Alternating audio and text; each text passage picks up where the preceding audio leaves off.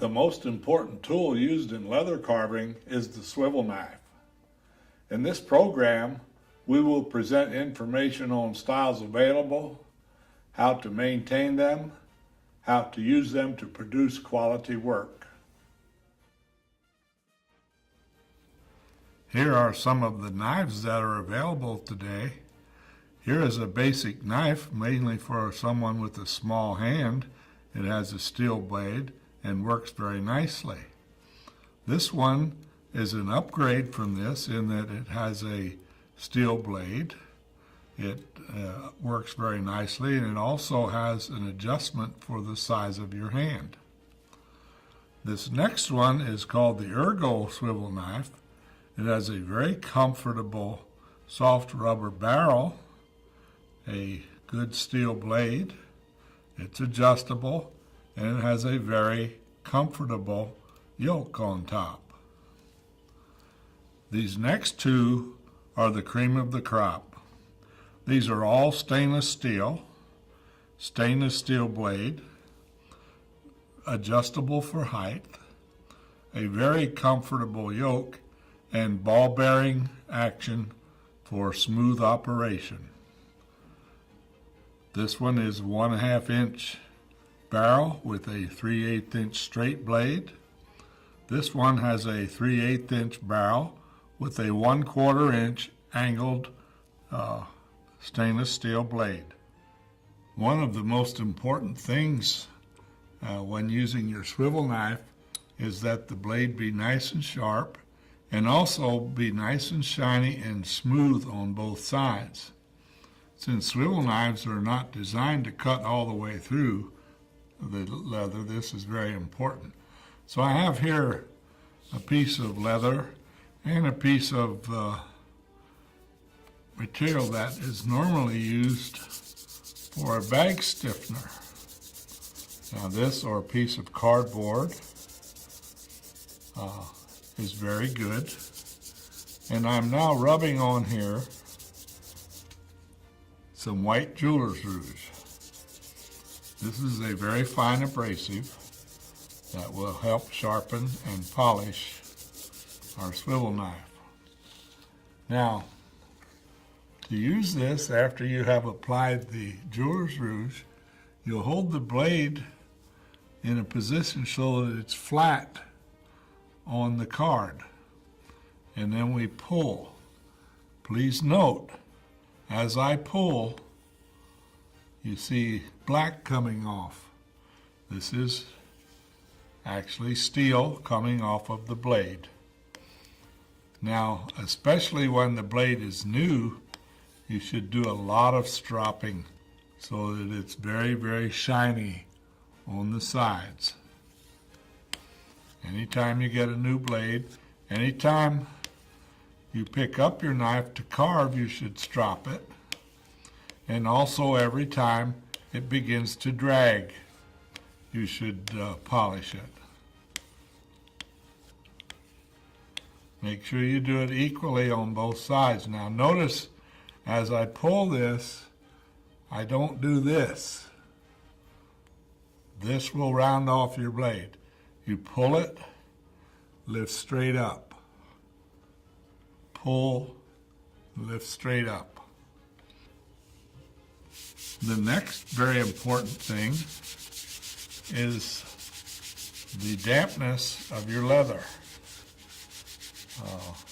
You'll want the leather to be damped very deeply into the leather, but not to the point where it gets soggy. So what we'll do, we'll apply an ample amount of water to our leather, and then we'll set it aside until it begins to return to its natural color.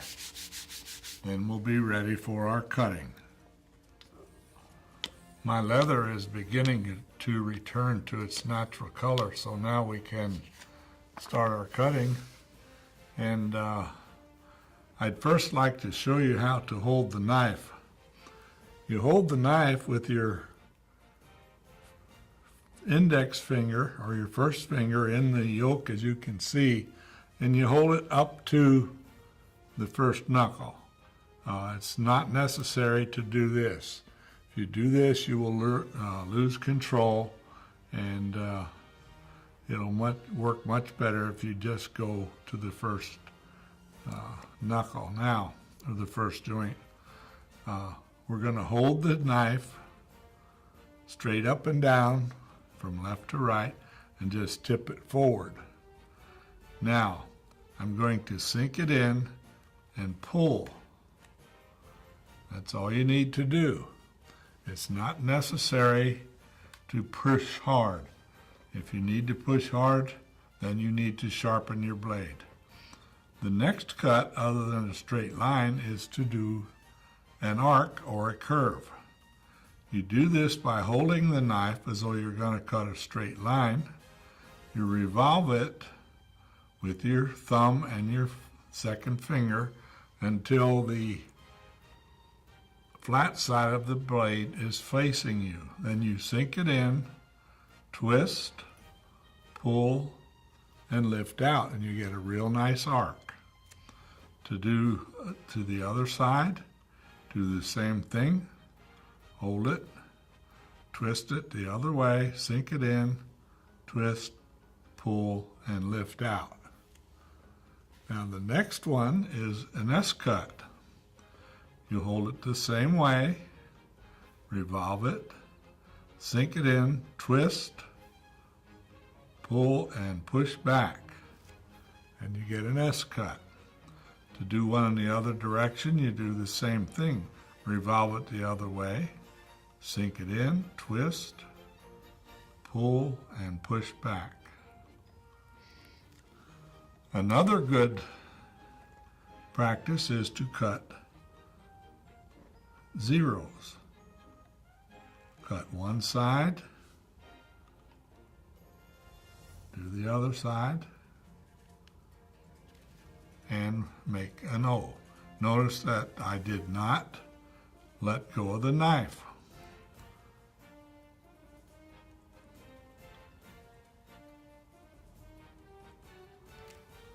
Now another practice to do is I'll first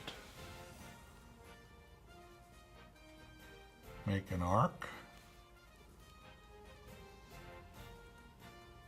Then I will come over here and make another arc, actually sort of a long S. Then I will take my knife and make a short arc. And as you can see, I have now made a leaf. I'll do the same thing on the other side. Now I have another leaf. Put another arc up here at the top. I'll do an S-cut. I'll put a straight line down the center, and we have an acanthus leaf. Now I can fill in more of the space up near the border by making two arcs into another leaf. On the other side, I can do several.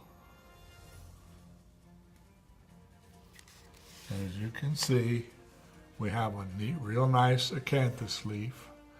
And this now is very, very good practice for you to do. Straight lines, arcs, S's, zeros, and acanthus leaves. The key to good swivel knife cutting is a good knife, properly sharpened and polished, the proper moisture content of your leather, and lots of practice. My name is George Hurst, and I wish you many happy hours with your leather carving.